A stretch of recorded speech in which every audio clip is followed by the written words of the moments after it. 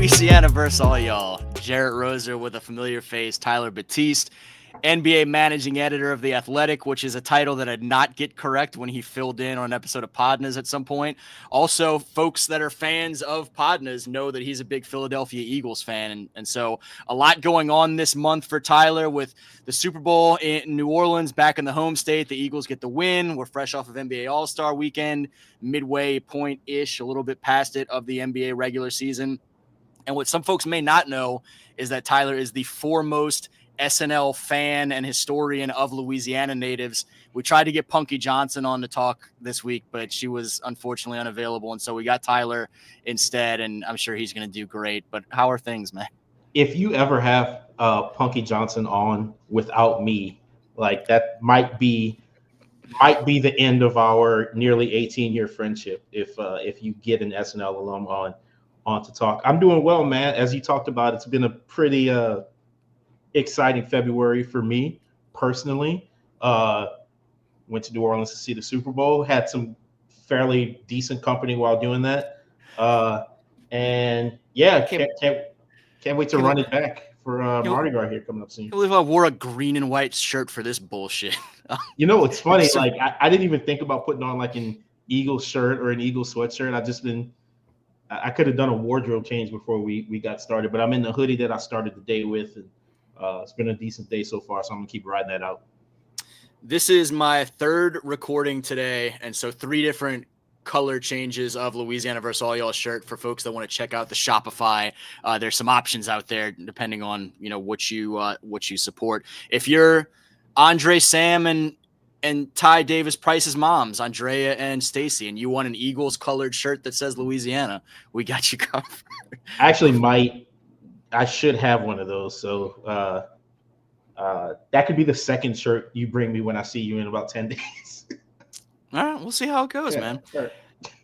Those are going to be the 3 big topics we hit on. Some of the Super Bowl in New Orleans, obviously big, and it's a football dominant market down here.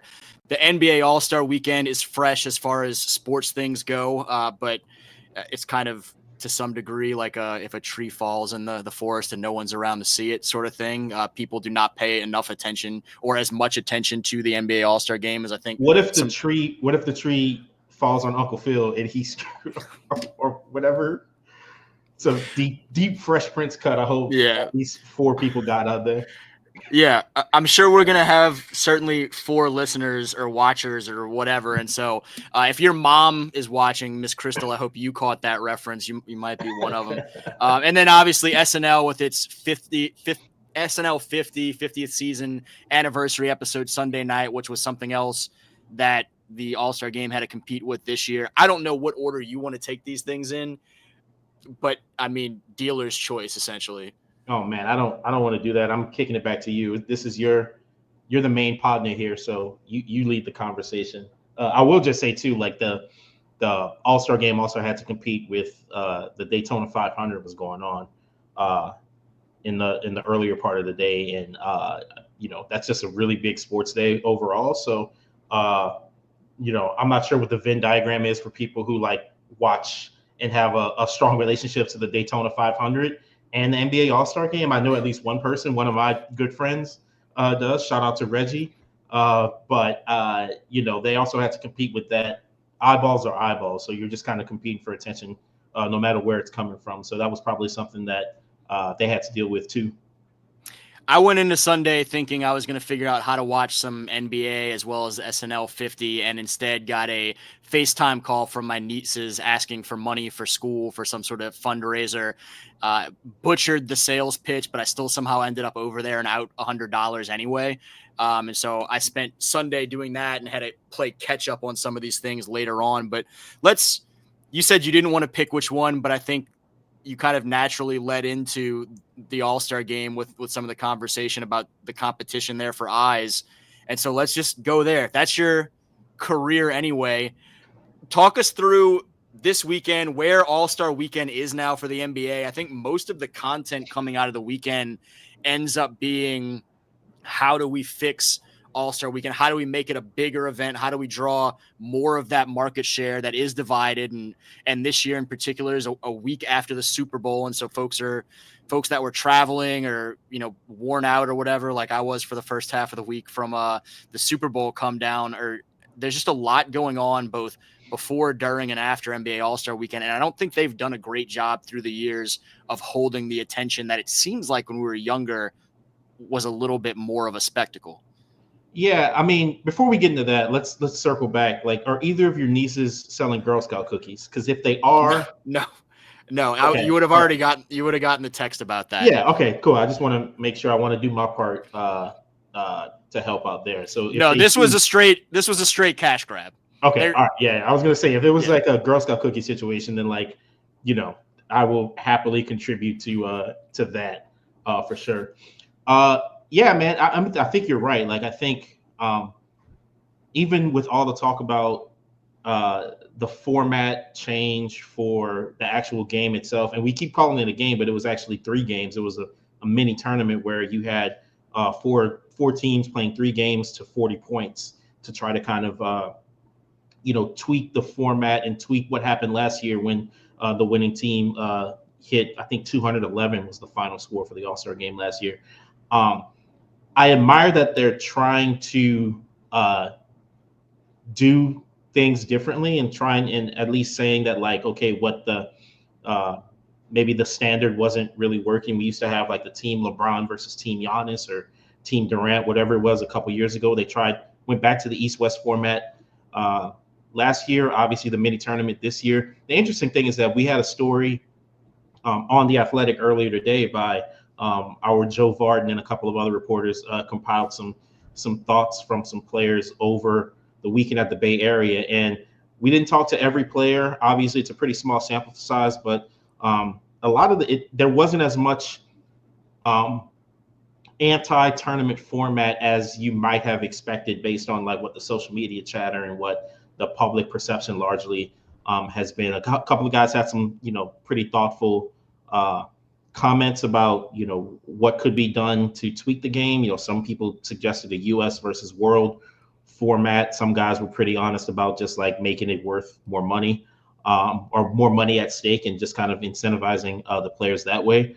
But you would think that after what happened this year, they're going to go back to the drawing board and try to come up with another format or another proposed change, especially because the All-Star game next year is in a huge market. It's in Los Angeles. The Clippers are hosting it at the Intuit Dome. I'm sure Steve Ballmer and the people involved with the Clippers are going to want that All-Star game to be the biggest and best and the most showy that it can be. So it's really interesting. I agree that like it doesn't quite hold the maybe that's just us getting older, but the attention that it had even like 10 years ago, I feel like it doesn't have. Like even like the Zach LaVine, Aaron Gordon slam dunk contest years, which right. like those guys weren't superstars on the level of like Jordan and Carter and Wilkins when they were doing the contest. But even that was appointment viewing for a lot of people, myself included, on the Saturday. So I think they've obviously got maybe a public perception issue, but with all the stuff about the NBA going on right now, the thing I keep coming back to is like they've signed an 11-year, $70-something billion media rights deal with Amazon and NBC and ESPN going forward. Like all the stuff that we're talking about is not in the short term like affecting the pocketbooks in a sense. So like they've got a little wiggle room here to kind of make those changes because that TV deal doesn't even kick in until next season. So we'll see what they do. They've got some time to figure it out, but I can't see them going back to the 4-team, 3-game format that we just had this past weekend. I would think, however things are in the big picture financially, that they want to figure out ways to fix this and maximize this weekend for what it can be in right. theory. And the interesting thing, and we didn't even talk about it when we're talking about the other eyes or the other events that was competing with the NBA. The NHL tweaked its All-Star format and had a four nations face-off is what the league was calling it, where a team of U.S., Canada, I believe it was Finland and Sweden were the other were the other two teams battling in a round robin type tournament over the weekend, instead of a traditional All-Star game, and that seems to have been, from what I've been told from people who watched it and just kind of the ratings, a pretty big success. I wonder if that's something that the NBA may look at and try to do its own version of. But they've got kind of a, the NHL doesn't all the time like tweak its situation to like the public, to where the public likes it, I think, but like they did it this time. So you could also see the NBA look into the National Hockey League and maybe trying to steal an idea or two from there. I was interested when you said the dynamic of essentially the U.S. versus all y'all format of the United States versus the international all stars, because I think there's kind of two sides to the equation of a format that engages the audience and that can get the audience excited, which I think the further we got from the conferences and trying to get more gimmicky with doing different things, you lost some audience attention in terms of just not knowing what was going on year to year or how things were being built. It didn't make as much sense and ultimately didn't matter. And at the same time, finding ways to engage the players where they are going to be more competitive about the events than what we've seen in some years. And that some of the events that, particularly on the outside of the game or games themselves, that guys want to be a part of the events of the weekend and then want to win whatever that matchup is to kind of culminate everything in. And so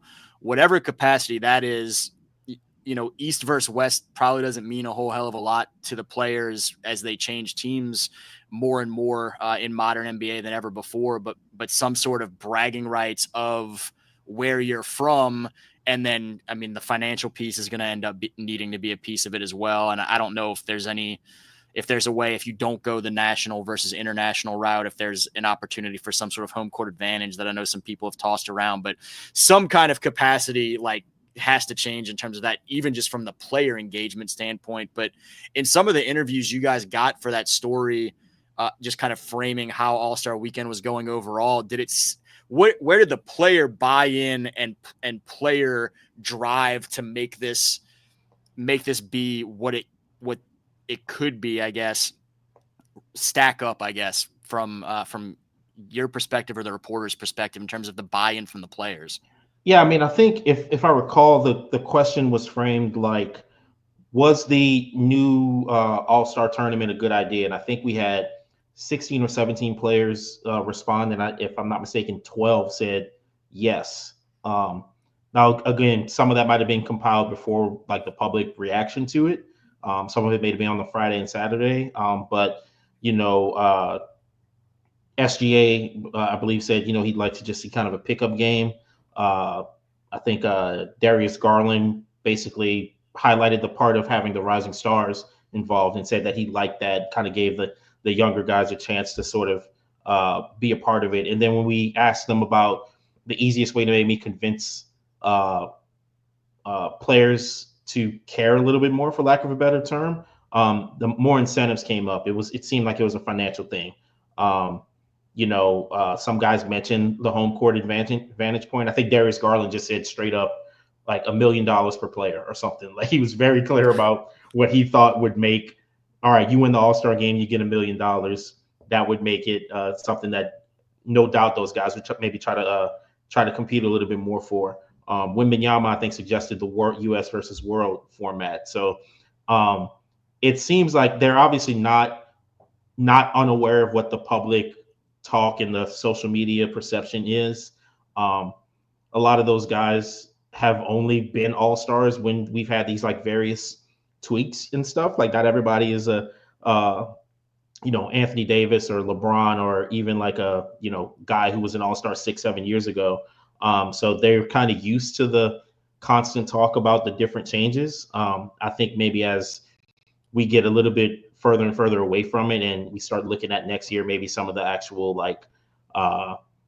it'll start to be clear like maybe where the players kind of fall on it. But I think it seems like it's all potentially going to come down to money. I mean, we saw that with the incentives from the in-season tournament, and that has gotten players to care about it a little more because there is a financial gain to it.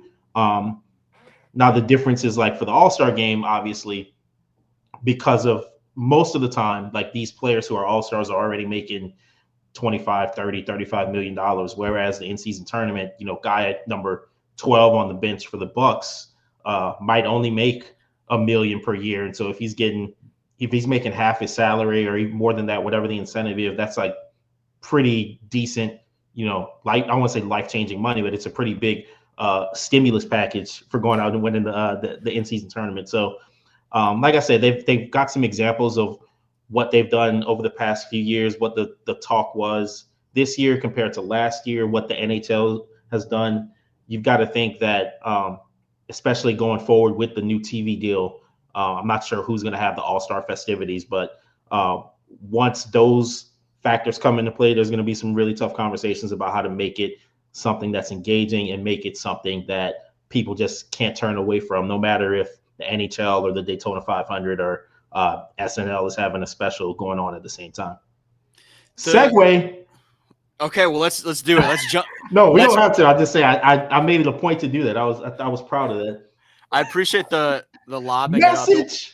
And we will go ahead and go that route here in a second. But some of what you were saying too is, so while the money dynamics may not mean as much to some of the guys that are theoretically top dollar guys around the league making these appearances in the All-Star game, as it would the comparison to the in-season tournament and guys on the end of the bench trying to win more meaningful percentage-wise sums for those guys.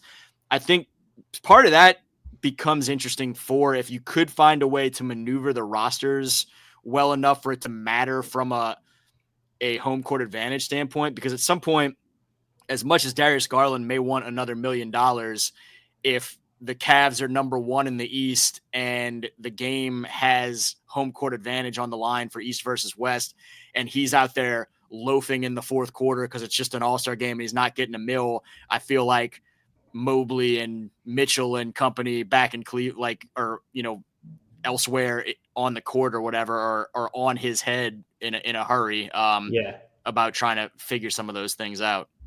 Yeah, I mean, I personally am not a fan of making the All-Star game tied to home court advantage in the finals potentially. I think like if you have a team like Cleveland that has 3 All-Stars, and if the Thunder only had, or if the Grizzlies make it there and they it's not even in a sense, you know what I mean? Maybe I'd feel a little better if you had like 3 people from every team, but like some teams are more well represented.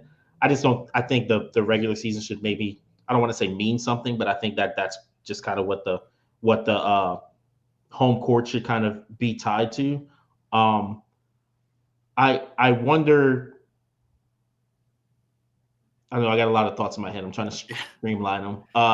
And I philosophically agree with that, because whenever Major League Baseball started having that conversation years ago, I was very much against the dynamic of allowing the All-Star game to determine home field advantage because of all those same reasons. It should be up to which team has earned it through the regular season long haul. But I just feel like it's in such a weird place now where theoretically, I'm not saying I should be the NBA's target audience, but I'm a pretty easy sell for NBA content. Yeah. That's what we grew up watching. That's what I have been most passionate about my whole life, essentially, from a professional sports standpoint.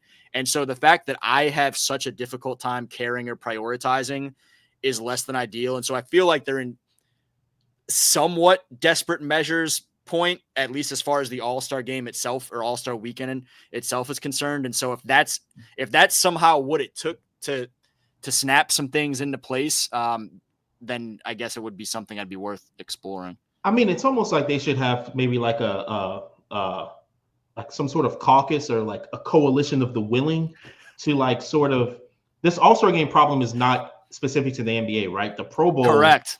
Pro Bowl completely went away from like having an actual game. Obviously, there were some safety discussions involved with that in terms of like having players take unnecessary hits on the field. But now the Pro Bowl format is, there's a flag, there's basically a glorified punt, pass, and kick competition. It's The flag football game, the NHL obviously tweaked what it did this year.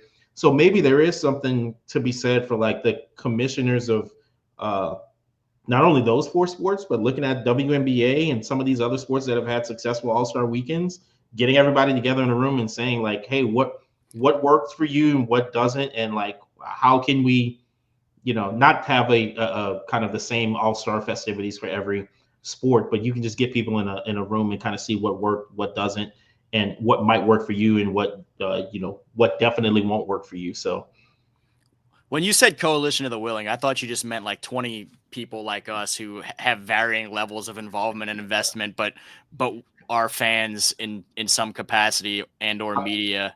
I'm trying to drop as many pop culture Yeah, references yeah, sure.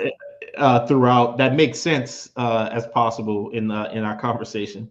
So You're doing basically, like what I normally do. you're doing a great job. And on to SNL 50 that you really wanted to get to about 4 minutes sooner than we just did. I was actually at one point going to save this for last because I thought it might be where we end up going most off the rails, but realistically, Super Bowl might somehow be where we go most off the rails. And so just kind of working back from the two most recent things of the All-Star weekend and SNL. I mean, give me SNL 50. I did not watch any NBA All-Star weekend, again, to the point of it's not where you theoretically would want it to be if you can't get me to pay any attention other than watching some of Mac McClung's dunks after the fact, after I watched Twitter light up. SNL 50, though, I did prioritize. And while I didn't get a chance to watch it live on Sunday night, I made sure to watch it on Monday. And I'm looking forward to going back and watching the full concert music special from Friday night at some point this week. But as a guy that has been as passionate about that show through your life as anyone that I have personally known, I mean, what was your reaction to watching, what we ended up getting out of that 3-hour special, looking back at 50 years of a show that we grew up on? Yeah, I mean, I think Sunday was a bit weird for me, as we talked about personally. I drove down to watch LSU in Texas in a top five uh, women's basketball contest in Austin.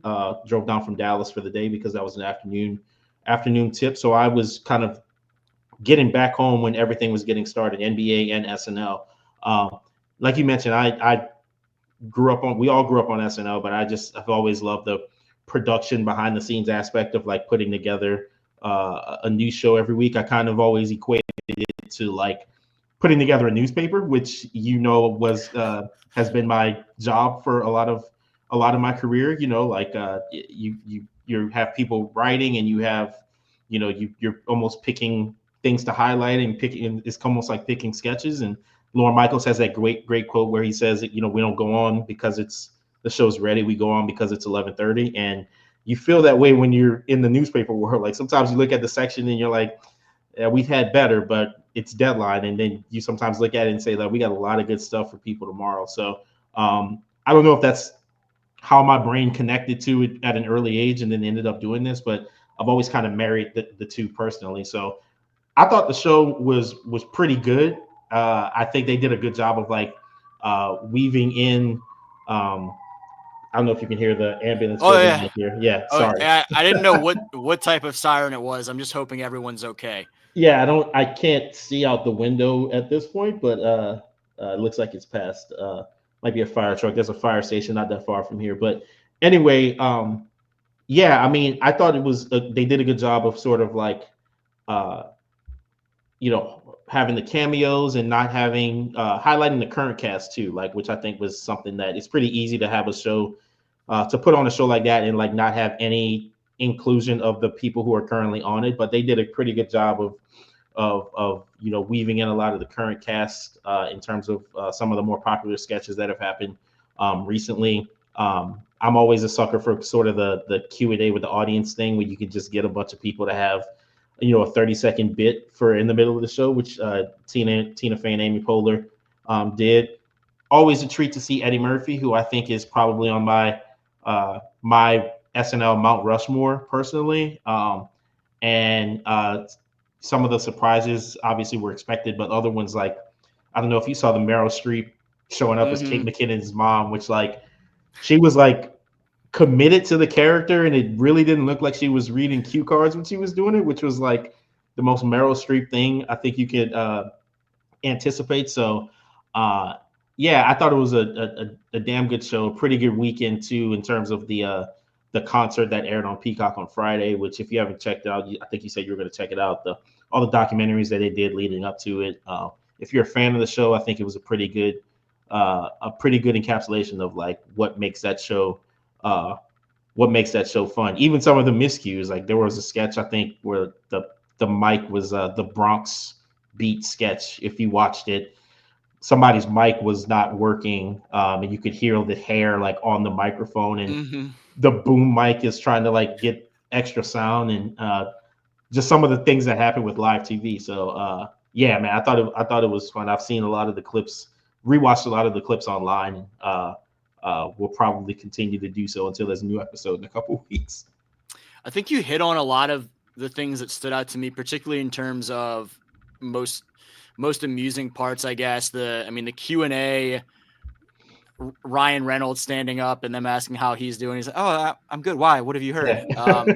Was funny, and then the play off of the Q&A where they call them out on this seems like you're just doing a setup to get more people involved, and then I don't Isn't remember that who it right? was. Reverend Al Sharpton and Ray And Ray Romano. Romano, yeah, and so that was amusing. I thought the Kate McKinnon, Meryl Streep and company doing the alien abduction thing was really funny. Eddie Murphy, when you have Tracy Morgan introduced on Black Jeopardy, and then Eddie Murphy directly next to him as Tracy Morgan was really amusing to me. And then getting Eddie Murphy and Will Ferrell together in the Scared Straight sketch later on with Two of Sedate. my Mount Rushmore probably there. Yeah, you don't see that often. Yeah, that was really cool. And I mean, some of the ways that they incorporated the little look backs, the montages, the digital short at the beginning of the anxiety, which weirdly spoke to me from a media standpoint as well in general of it seems like all fun and games from the outside, but there's just crippling anxiety. Also, shout out to Garrett Morris, man, New Orleans native, Yes. the oldest living SNL cast member at 88 years old right now, I believe. It was good that he got like 2 minutes to introduce that Belushi video from the 70s, but he got a nice round of applause with people kind of giving him his flowers. It's good to see him get that while he's still around for sure.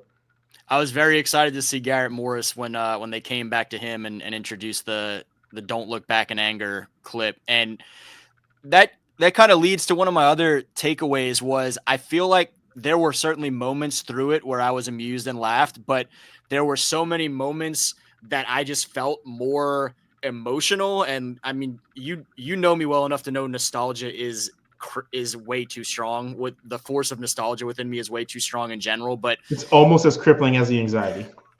the the uh the emotions there of some of those look back moments and seeing people together for the first time in a public way that I've seen, on screen in so long, or seeing people back in that space and all these things. I feel like that ended up being more of my feeling wrapping it up at the end of the episode. The extended episode was just the emotional aspect than even the humor. And I mean, that's fine. It is what it is. It's 50 years. It's been a long time. A lot of people have come through. There have been a lot of people lost through the years, obviously, that were highlighted on it. But that definitely stood out to me as well.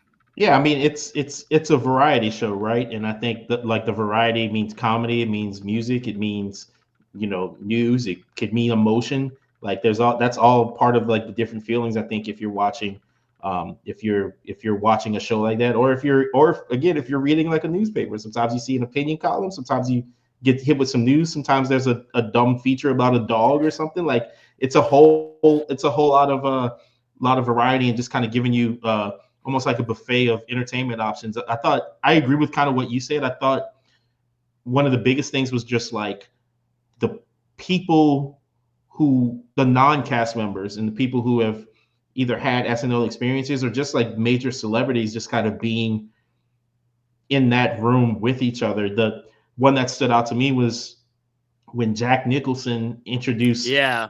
Adam Sandler, and sitting right behind Jack Nicholson is Robert De Niro, and like arguably two of the five greatest actors of all time, potentially, depending on where you rank them, maybe the top two, depending on how you look at it. Like to just have them in a room. One guy, Jack Nicholson, who doesn't have a whole lot of SNL history, and one guy, Robert De Niro, who has popped up from time to time. He popped up in a sketch on Sunday night and is very funny. Just doesn't laugh a whole lot, but he knows what he's doing because he's he's Bobby De Niro. So I thought that was pretty funny, just kind of having those people, uh, even just like kind of sitting in the crowd next to each other. And as a fan of like entertainment and movies and stuff, you watching and you're like, oh wow, like that's the pull, the gravity that an institution like SNL has, where you can get Robert De Niro and Jack Nicholson and Meryl Streep in the same room, all for like 3 hours of just kind of some laughs and some music. That's pretty cool. So regardless of how you feel about SNL, like I just think that's a speaks to kind of how important that show has been over the past 50 years. We couldn't even get Punky for an hour on a Tuesday, and they got all those people for 3 hours. We should try to get Garrett Morris, man. I didn't even think about that. Like, get Garrett Morris. If anybody knows Garrett Morris in New Orleans, tell him to holler at us. We can go through SNL. We can talk Jamie Foxx show, Martin. We got a lot of things we could talk about. For all of the emotions of Sunday, obviously, I'll use that as the jumping off point to go back an extra week and jump into your emotions watching that Super Bowl. We're sitting at Bayou Wine Garden, and I wish I remember the servers' names. Shout out to them. Appreciate their time. It was Matt and Matthew and Norma. I think Norma was the woman who was there the latter part of the night. I don't remember the lady who was there before 5:00, but she was lovely too. Thank you. Yeah, shout out to y'all for, dealing with us, but also dealing with the chaos of everyone else around us in a crammed in setting when it started to rain and everyone kind of flooded the inside bar. But you, by the end of that thing, as your team that you grew up loving is trying to win a Super Bowl, they're up a ton in the final minutes, and you're pacing around behind me being heckled by a Saints fan to my left who's telling you you're not confident enough in your team, and that's embarrassing. If her team was up like that, she'd be confident.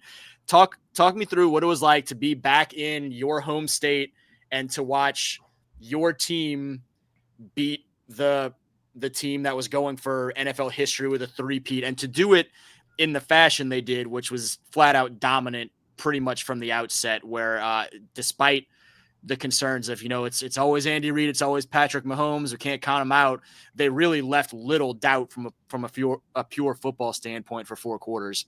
Yeah, I don't remember that woman telling me that about the Saints situation. That was you were doing your thing by that point, so she and I just started talking Saints, and she was cracking up at you. No, that tracks.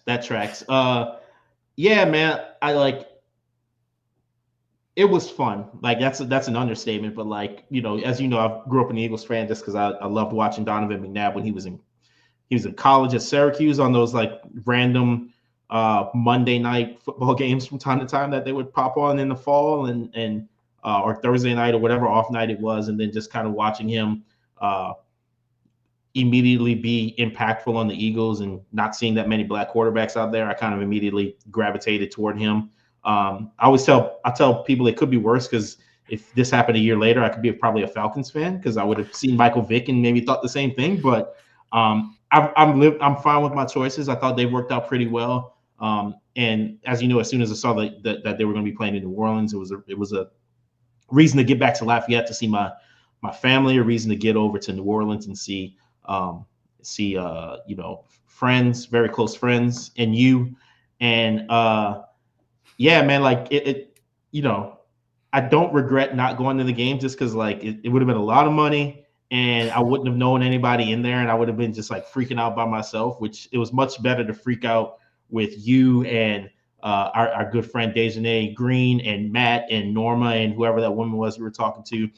And how they did it, it was funny. I don't know if you saw the woman toward the early part of the game, might have been before the game, that had a Bills hat, who clearly just booked the trip months ago and decided to stay on it because why not? If you're planning to go to New Orleans, you might as well continue to go to New Orleans instead of canceling that trip. So shout out to her.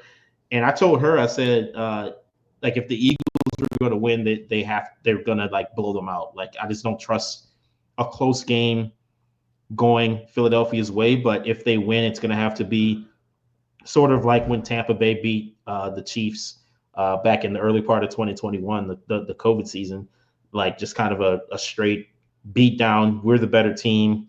I think that game was maybe a little bit more. I don't know if Tampa was the better team or they just got Kansas City on a bad day. But I think this year it's pretty clear that the Eagles, they didn't get blown out at any point in the season. They stuck to their game plan of just kind of wearing you down with Saquon Barkley and letting these receivers, AJ Brown, Devontae Smith, an A-Meat native, just like having them hit you when it made sense. And man, it was pretty fun. I'm glad I was there in the city for it. I'm glad we went out to and discovered some new music after the game on Frenchman Street. Shout out to Single Malt. Shout out Single Malt, please. Yeah, Single Malt, please. Hopefully you guys are around the Mardi Gras time. Would love to see you again. And that's something I'm going to remember. Like, Eagles winning the Super Bowl and doing it in, my home state might never happen again. They might never be in it in New Orleans again. So that was something I definitely had to check out. And yeah, it's good. It's a good feeling. And I also live in Dallas, so coming back to Dallas and having those bragging rights for at least another 12 months is going to be pretty fun. Someone else that obviously spent a lot of time in Dallas and will have an opportunity to be in New Orleans again and play for some wins here. Would love it if it ends up being a similar go make a run at a Super Bowl championship. But Kellen Moore, the OC for the Eagles, who I thought did a hell of a job this year adjusting. Talking to Hawks on Podnas the last few weeks as the coaching search for the Saints kind of ramped up, I talked about Kellen Moore has this history of really strong passing teams. The rushing attacks have been kind of hit or miss in different places, but this year he really tailored what he had to what he had from a roster standpoint and leaned on Saquon for a lot of the season. But when Kansas City sold out on Saquon Barkley's not going to beat us, Jalen Hurts was ready to burn them every time he needed to. And so watching the job that Kellen did on this run, and particularly in that game in the Superdome, a week and a half ago, what was your takeaway from watching his work as a part of that staff? And what, as your mom is asking, hey, what's that Eagles guy that we got now coaching the Saints? What do I need to know about him? What's his deal? What do you tell her in terms of expectations or your takeaways from your Kellen Moore experience? Yeah, I mean, I think that's just kind of the sign of a good coach to like not force your system on the players, but sort of adjust whatever system you want to run around the players that you have. And when you have a guy like Saquon Barkley, Jalen Hurts, who is probably not as mobile as he used to be a couple of years ago. He doesn't quite run as often, but the threat is still there. And sometimes all you need is the threat of him getting to the outside to kind of soften up a defense. And then you have two guys, like we talked about, AJ Brown and Devontae Smith, two very different receivers. Like AJ Brown's a big, tall guy who has can just physically impose his will on a defender, and you have Devontae Smith who can, do a little bit of everything, go deep, run across the middle. He's not afraid to get across the middle, despite his maybe lack of size in that area. I think, and I'm not as familiar with like what the Saints have from a roster standpoint. Like obviously, I know it ain't what Philly had this year. I'll tell you that much. So I mean, I think the fact that he's shown the ability to sort of adjust when needed, I think is going to be helpful to the Saints. He was in he was with the Chargers before he was with the Eagles, right? So he kind of had, Justin Herbert, and a quarterback that, by all accounts has the talent, but hasn't quite put it together yet. And he's just worked with so many different teams. Dak Prescott and the Cowboys, very different team than what the Eagles had this year. Very different from like a defensive standpoint, and what you kind of, that's another thing too. You probably have a little bit different playbook when you know your defense is as strong as the Eagles was this year, that maybe you can take some risks that maybe you wouldn't take, or maybe hold some things back because you know you're going to get the ball back and not be down 14-0 at times. There's going to be a lot of things that he's going to have to kind of obviously work out once he's in New Orleans and once the season gets going with the combine and free agency and everything. But, that's what happens in the NFL, right? Offensive coordinators go on to become head coaches. Sometimes it works, sometimes it doesn't. But he knows football, and he's a guy who's not only been coaching for a while, but he also has a little bit of playing experience. Not a ton, but he has spent the time in the locker room. He's a guy who at least players can when he's talking about how to relate to maybe being a player in the locker room, he has that experience recently. It's weird to say, like, kind of around when we would have been playing, because it's weird that Kellen Moore is a head coach now, but that's life. So, I mean, the other thing for the Saints, for Saints fans too, is like the division doesn't necessarily look entirely unattainable. Carolina played better toward the end of the year. Obviously, the Falcons started out strong, and then they made the switch to Michael Penix and kind of fell apart. The Buccaneers have won that division the past few years, but that's only been at, what were they 9-8 this year, or did they get to 10 wins? No more than 10 for sure. I don't remember if it ended up being 10 or 9, but that was even going into this year. That was one of the biggest reasons to have any level of optimism for the Saints was, well, you might win the division at like 8 or 9 wins, depending on how this breaks. Yeah, and that's almost what happened. I mean, they that first half against the Eagles was probably one of the worst halves of football that the Eagles played. I think that was week 4, if I'm not mistaken. Week 3 or 4, but and my mom talked a lot of trash up until halftime and then got really quiet when the game ended. But I don't think there's any reason, if you can get the Super Bowl winning coordinator to come and be your head coach, like, who knows how it's going to actually work out, but I don't think there's any reason for Saints fans not to be, like, at least a little bit optimistic about what might come over the next couple of years.